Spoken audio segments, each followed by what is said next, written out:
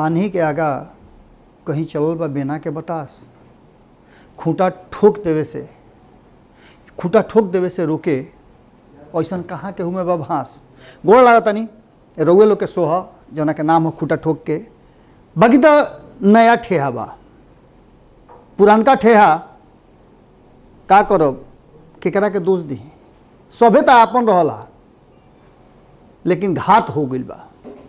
आ घात बरियार भइल बा, खैर कोनो बात नहीं है। रुआ लोग साथे बानी तो कतनो बड़का घात हुई ओकरा के सहे के साहस और ताकत दोनों बा। खूंटा ठोक के नया चैनल बा जना के रुआ लोग के प्यार आशीर्वाद चाही। रंग रूप तेवर तो उहे रही। बाकी तो दुख बा कि भारत लाइव जो लगातार 8-9 साल से रुआ लोग के सेवा करते रहे और खूंटा ठोक के रुआ लोग के सबसे पसंदीदा कार्यक्रम रहे, ओकरा के रोके के कोशिश कल गई। रोके के तो कोशिश राहुल रातों रात के कल गई, भोरे भोर के कल गई। और सबसे बड़ बात तो भइल कि राहुल पंचनामा के रोके के कोशिश कल गई। लेकिन पंचनामा भी रुकी ना। पंचनामा भी अलग चैनल बन गई बा जहाँ रुआ लोग के जरूरत बा पहुँचे के। हमनी के हु बा बॉल रुए लोग नहीं। 8 लाख से ऊपर का हमनी के परिवार बनी जा और ये परिवार संख्या में 8 लाख बा, लेकिन एक कोई गुना हमनी के ज्यादा बनी जा एक दूसरा से प्रेम और स्नेह बांटे वाला। आज पहिलका एपिसोड लेके आयल बनी रुआ लोग के सामने खूंटा ठोक के, जौन की भारत लाइव से अलग खूंटा ठोक के चैनल पर बा। रुआ लोग से निहोरा बा, हाथ जोड़ी बा कि पहले तो चैनल के सब्सक्राइब कर ली और सब्सक्राइब कैला के बाद ये देखा दी वो लोग के कि सांच के कबो रोकल ना जा सकेला। के कइल का कइल पता लागत रुए। जौन कानूनी प्रक्रिया बा ओकरा से लेकर के और जे भी प्रक्रिया हो सकेला भारत लाइव के वापस ले आवे खातिर ओकर लड़ाई हमनी के रोके वाला नहीं की जा। उ लड़ाई तो रुकबे ना करी, कारण कि पहले रुआ से काले कह दिले रही। दुख तो जरूर भइल, कारण कि पहला हाल ना ये दूसरा हाली घात भइल बा और दूसरा हाली घात बर्दाश्त से बेसी होला। खैर ये तो हमार बात रहल हा, बात तो रउआ लोग के रहल हा, कारण कि लोग बड़ा मेहनत से और बड़ा पारिवारिक सामंजस्य स्थापित करके 8 लाख परिवार तक ले पहुँचे नहीं है जा हमनी के। लेकिन खैर ईश्वर चाहिए तो से बढ़िया कुछ होई। आज जो विषय लेकर रुआ लोग के सामने आयल बनी वो विषय बा बिहार से जुड़ल और बिहार से ही जुड़ला के साथ साथ वो केंद्र से भी जुड़ल बा। आज के विषय बा कि भीतरे भीतर बड़ी खलबली बा। आखिर एक खलबली के पीछे कारण बा कि का बिहारों में कप्तान बदली। भारत लाइव पर वो लोग से आज से 10 दिन पहले याद हुई एगो एपिसोड हम संपादक नमन मिश्रा जी कैले रही जा रातों रात में। बहुत जरूरी रहे ऐसे हमने के दोनों आदमी संगे आई रही जा और वो लोग के बतौले रही जा कि जैसे भारतीय जनता पार्टी अलग अलग राज्य में अपन प्रभाव और प्रताप दिखावे के कोशिश कर दिलस। लगभग जहाँ जहाँ चुनाव साल 2 साल में होके वाला बा ओइजा तो अपन प्रभाव दिखावे लागल। लेकिन वही जो प्रभाव दिखावता जहाँ अस्थाई अभी सरकार बा 1 साल 6 महीना 2 साल तक ले पहले चुनाव भइल रहा। अब एक कारण से बिहारों में एक संभावना व्यक्त कई जा रहा बा कि सत्ता में परिवर्तन हुई और कप्तान बदल जाई। एक कहीं ना कहीं भीतरे भीतर खेला शुरू हो गई बा जना के लेकर के अक्सर हुआ लोग देखले हो कब कि ओकरा में चर्चा शुरू हो गई बा। न तो का जरूरत ला नीतीश कुमार जी के प्रधानमंत्री के पद खातिर अब वहीं से खेला करे के, अब वहीं से नाम खिलवावे के। लेकिन एक पीछे कई गो कारण बा। रुआ हाल फिलहाल में देखले हो कब कि भारत लाइव रुआ लोग को बतौले रहे कि कई गो राज्य अगर सिलसिलेवार ढंग से अगर आंकड़ा के हिसाब से रुआ लोग को बताई तो 2014 से लेकर के अब तक ले 2021 के आज जहिया रुआ से बात करतनी खूंटा ठोक पर पहला एपिसोड जना घड़ी लेके आयल बनी तौना घड़ी तक भारत के सबसे मजबूत आज के डेट में जो सरकार बा 28 गो राज्य से में अपन कम से कम 20 गो राज्य में सत्ता स्थापित कैलस, आपन एक सरकार बनौलस, कहीं गठजोड़ के सरकार बनौलस, एनडीए के सरकार बनौलस और 8 गो केंद्र शासित राज्य बाड़े उनको में अपन सरकार स्थापित कर। एक मतलब रहे कि भारतीय जनता पार्टी जौन बा ओकर बड़ी जबरदस्त सत्ता के तरफ दौड़ तेज हो गई रहा। और ये सत्ता के दौड़ में कहीं ना कहीं नीतीश कुमार जी 2013 से अलग भैले, 2015 में लालू के साथ चुनाव लड़ले, ओकरा बाद 2017 में फिर वापस काहे गईले। ये भारतीय जनता पार्टी के ही रणनीति के हिस्सा रहे। एकरा में दोष केहू के दे दिया, ये भले कह दिया कि तेजस्वी यादव के चलते सरकार से हटे के पड़ल नीतीश कुमार के, लेकिन ये कुल बात अपना जगह पर अलग बा। लेकिन असल कारण में कहीं ना कहीं भारतीय जनता पार्टी के रणनीति बा, जौन रणनीति से कहीं ना कहीं डेरा गई रहन नीतीश कुमार जी। आज जौन आंकड़ा हमरा लगे बा ओकरा में देख ले कि जौन एक सरकार चला रहा बा भारतीय जनता पार्टी, जैसे कर्नाटक में हाल फिलहाल में देखनी कि जुलाई में जब सत्ता परिवर्तन भइल, जब कप्तान बदलाइल, तो केहू ना कहत रहे, और कप्तान जे रहे ओकरा के बदले के पहले ओकरा के बैठावे खातिर कितना खेल रचले रहे भारतीय जनता पार्टी। एकरा बाद उनका के बदले के पड़ल, और जुलाई में जब बदलल तो एक शुरू हो गई कि भारतीय जनता पार्टी अब और बड़ा खेल खेली। एकरा बाद रुआ देखनी कि उत्तराखंड में तुरंत बदलल, उत्तराखंड में भी कप्तान बदल दिलस, गुजरात में कप्तान अभी हाल फिलहाल में रुआ 2-4 दिन पहले बदलल हा, और एकरा बाद यूपी में कप्तान बदले के कवायद तो बड़ी तेज भई रहे।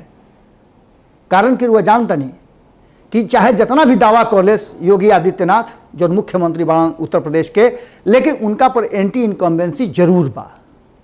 बात वजह से शुरू नहीं हो, बात शुरू होता है कि ओकरा के डैमेज करे में बिहार कितना बड़ा भूमिका निभाई और नीतीश कुमार कतहत बड़ा भूमिका निभाई है। ये पूरा बात के चर्चा जबरदस्त ढंग से भारतीय जनता पार्टी के भीतर चल रहा बा। रुआ देखल हो कि नीतीश कुमार जी जौन चीज एक खातिर विपक्ष कई हाली बड़ा हड़होड़ मचौले रहा कि नीतीश कुमार जी ऐसा आदमी जो 2013 में अलग होता, 2014 में कहता कि मने मिट्टी में मिल जाए, लेकिन भाजपा के संगे फेर ना जाई। और वो आदमी जब जन्मदिन होता, आज के दिन जन्मदिन है, पहले तो बहुत बहुत बधाई दिया प्रधानमंत्री नरेंद्र मोदी जी के, दीर्घायु यशस्वी होखस। लेकिन उनका जन्मदिन के दिन जैसे नीतीश कुमार मना रहा बड़े टीका दिवस, ओकरा के लेकर के खूब जबरदस्त हंगामा हो रहा बा। और कहीं ना कहीं ये हंगामा में एक बात तो तय नजर आवता कि पूरी तरह से जो बिहार के पूरा राजनीति बा, वो राजनीति में एक बात समझ में आ रहा बा कि नीतीश कुमार जी भले ही दावा करस कि हम सब कुछ ठीक बा, हम साथे बानी, लेकिन ये सब बात के लेकर के नीतीश कुमार जी के भीतर जाड़ मा गई बा। ये बात रुआ आराम से कह सकीले। जब बात करी 2014 से, तो 2014 से आखिरी बात कहे के पीछे कारण का है कि बिहारों में कप्तान बदली, और ये बात लगातार भारतीय जनता पार्टी के तरफ से भी कहल जा रहा बा। और कहले नहीं जात भारतीय जनता पार्टी के तरफ से ये बात के अब इशारा भी कल जाता कि हमने के तैयार बनी जा चिराग पासवान से दोस्ती गांठना।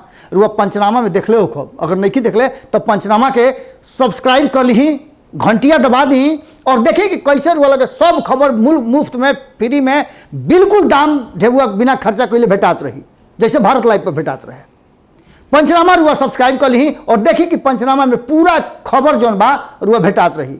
आज जौन विषय रुआ लोग के सामने लेकर के आयल बानी, वो विषय बा कि 2014 से रुआ शुरुआत करी। 2014 में जब भारतीय जनता पार्टी केंद्र में सत्ता स्थापित कैलस, तो धीरे धीरे राज्य पर भी कब्जा करे लागल। 28 गो राज्य और 9 गो केंद्र शासित प्रदेश। पहले तो 27 गो रहे, लेकिन भारतीय जनता पार्टी एगो राज्य और बढ़ा दिलस, तेलंगाना। अब एक बाद देखते रहनी कि 14 राज्य में 2014 से शुरुआत कैले रहे, 14 राज्य में ओकर तुति बोलत रहे।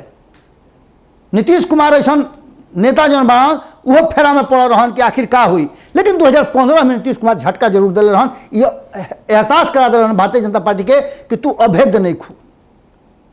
एक बाद 2015 में बात करी तो 8 गो राज्य में एक सरकार चलावत रहे भारतीय जनता पार्टी। एक अलावे कई गो राज्य में ओकर स्थिति बढ़िया रहे, लेकिन धीरे धीरे 16 में और स्थिति बढ़िया भइल, 17 में ओकर प्रभाव और बढ़ गई। लेकिन 18 से जो ओकर धीरे धीरे घटे के कारण शुरू भइल, 18 में, 19 में, 20 में कई गो राज्य में भारतीय जनता पार्टी हारल, जैसे महाराष्ट्र रुआ याद हुई, झारखंड रुआ यादे बा, बंगाल में रुआ पता बा कि कितना मजबूती के साथ चुनाव लड़ रहे, लेकिन नीतीश कुमार जी गुमी साथ दिले, ना संघे लड़ले और ना कुछ कैले। लेकिन ये बात उनका एहसास हो गई रहे कि कहीं ना कहीं ममता बनर्जी ओझा सरकार बना ली है, और गुप्त रूप से कहीं ना कहीं मूक समर्थन जरूर कर दिले नीतीश कुमार। सवाल उठत रहे कि जब पश्चिम बंगाल में ममता बनर्जी बहुमत से जीत के आई हैं, सरकार बना ली है, और भारतीय जनता पार्टी को जब मुकुरिए गिरी, ओकरा बाद से नीतीश कुमार अपन रंग दिखाई हैं और शुरुआत भी कैले रहन।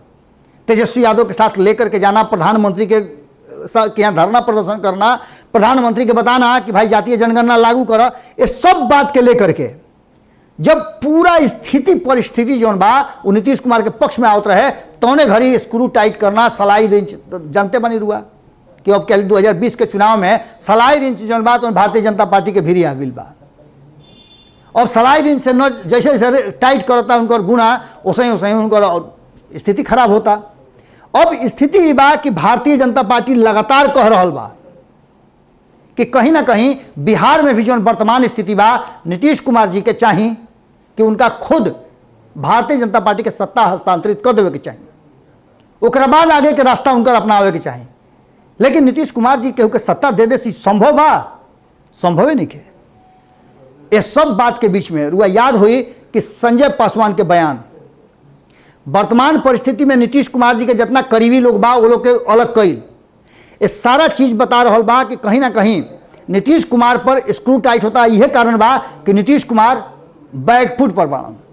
चिराग पासवान के लेकर के जितना भी बात चलत रहे, अब चिराग पासवान के कहल जा रहा बा कि एनडीए के हिस्सा हवे। वर्तमान परिस्थिति में चिराग पासवान जौना तरीका से अपना के प्रदर्शित कैले, आशीर्वाद यात्रा कैले, उस सब देख के रुआ लोग के अंदाजा लग गई हुई कि नीतीश कुमार जी पर धीरे धीरे कसल जाता, कमान कसल जाता, और नीतीश कुमार जी भीतरे संकुचित भइल जाता। पार्टी के तरफ से या संगठन के बढ़ावे खातिर जितना भी प्रयास करता है, वो प्रयास में कितना सफल भइले तो वक्त बताई। लेकिन वर्तमान परिस्थिति में कहीं ना कहीं बिहार में भीतरे भीतर खलबली मचल बा, और सत्ता परिवर्तन और कप्तान बदले के जो तैयारी बा वो भारतीय जनता पार्टी धीरे धीरे शुरू कर दिले बा। कप्तान के बनी इहो वालों को बहुत जल्दी बताई। खूटा ठोक पर वालों से अब लगातार संपर्क असही होत रही। रुआलों के जब इच्छा बा टंटना देव, कमेंट बॉक्स में लिख देव, तो रुआलों के सामने हम हाजिर हो जाई। बिहार देश दुनिया के राजनीति, भोजपुरी से जुड़ल या फिर बिहार से जुड़ल रुआ कोनो ऐसा बात करे के बा तो ना दिन देखब ना रात देखब, हमेशा ही दरवाजा खुला बा। बस खाली रुआ के करे के अपने बा कि अपना खूंटा ठोक पर जैसे प्यार भारत लाइव के बनौले रहनी हाँ, वैसे ही प्यार और आशीर्वाद बनौले रही सब है। और एक चैनल के सब्सक्राइब करे के काम रुआ लोग शुरू कर दी। अपना ही इतना तागोती या पटीदार संगी सले जे भी बा, बस आशीर्वाद में रुआ लोग से उतने चाहिए कि सब्सक्राइब के बटन दबा दी और संगे संगे घंटी दबा दे, तो सब खबर सेतिया में मुफ्त में फ्री में मिल जाई। खूंटा ठोक के साथ साथ पंचनामा पर भी रुआ लोग के प्यार उतने आवे के चाहिए, कारण कि रुआ लोग के दोनों करेजा के बड़ी करीब रहा है। और भी खबर रुआ लोग के खूंटा ठोक पर दिखावत रहो, लेकिन भोजपुरी के जो एकमात्र खबर खूंटा ठोक के रहा है पूरे बिहार में ललकार के झजकार के करे वाला, ओकरा खातिर हम रुआ लोग से 24 घंटा तैयार बानी। और भले हमरा मुंह पर जाब लगा दी, लेकिन अतरा कस के चिचियाई कि जाब फाट के रुआ लोग पहुंच जाई। ये बात हमार गारंटी बा। और भोजपुरी के जीवित रखे खातिर, जिंदा रखे खातिर, कान पर बैठा करके देश दुनिया के सैर करावे खातिर 24 घंटा में हाजिर बानी। आज एजे विराम देता नहीं, लेकिन साथे वादा करके कि फिर कल रुआ लोग से भेंट हुई। गोड़ लागता नहीं।